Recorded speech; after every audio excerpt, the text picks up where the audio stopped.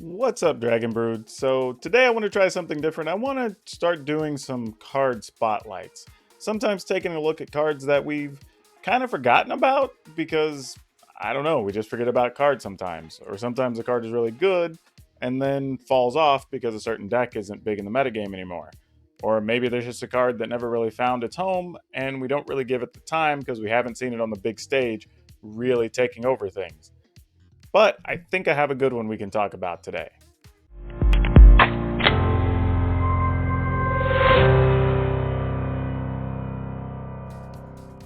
Today's card,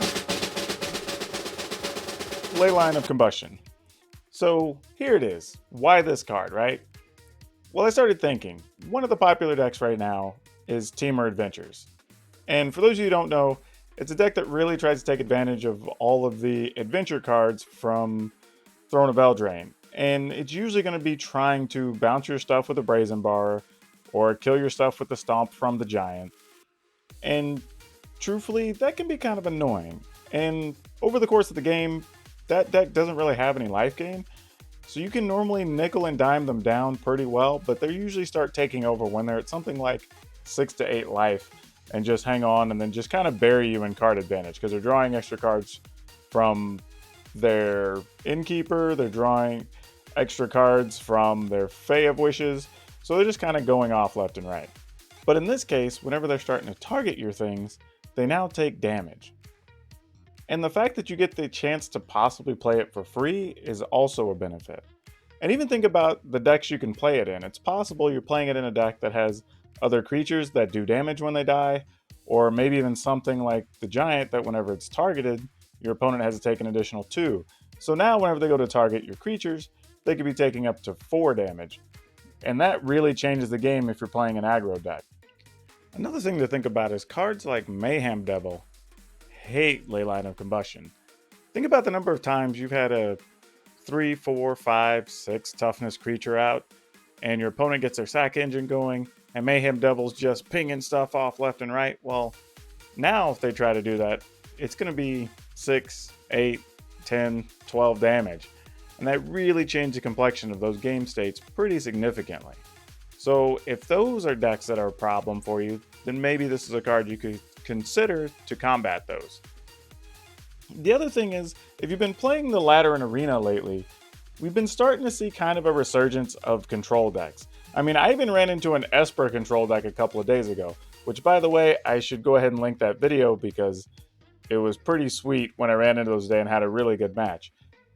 But not just that, we're starting to see some Grixis control decks, and you're seeing more Nicol Bolas coming up. And even something like that, where they go to target your creatures, well then now they have to decide what to do with this enchantment.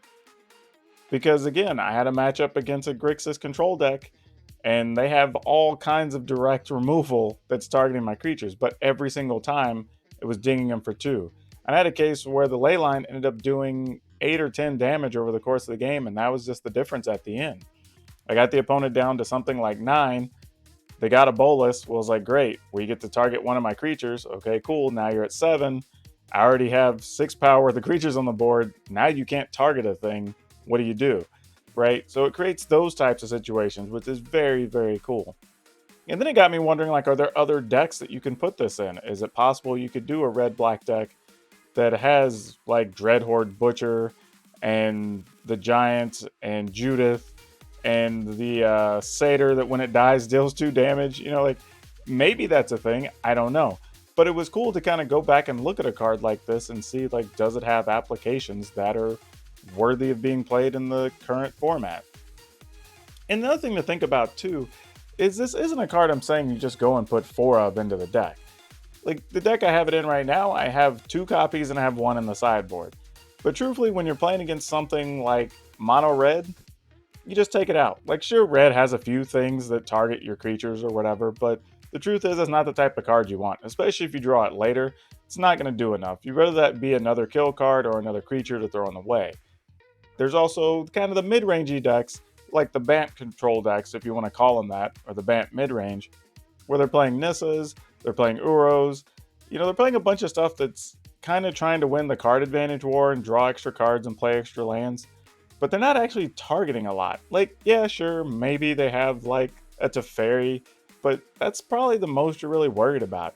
Occasionally they'll have a Brazen Bar, or post sideboard they might bring in some stuff to get rid of your red and black permanents, but that's about it. It's not really worth having it in that matchup. You're better off siding that out and bringing in something else like Fry or Noxious Grass or whatever that's just going to have more value in that matchup. So though the card's good, I'm not sitting here like saying this is automatically the new hotness, but the idea of this spotlight is to bring attention to cards that as they pop up, and maybe they are important in the format, or maybe they're just something that slowly kind of is making its way to being good for a small amount of time. Maybe I can help you out, give you some insight, give you some ideas. Hopefully some of these cards we point out over, I don't know, the next few episodes where we try this, are something that actually like just help you break some stalemates and some matches you're having trouble with. But who knows? The idea is to just bring focus to cards that aren't getting a lot of attention. So yeah, if you have a chance and you're building anything with red in it, give the Leyline of Combustion a look. That's it. That's all I got for now. Give me a like below, subscribe to the channel, and we will talk to you next time.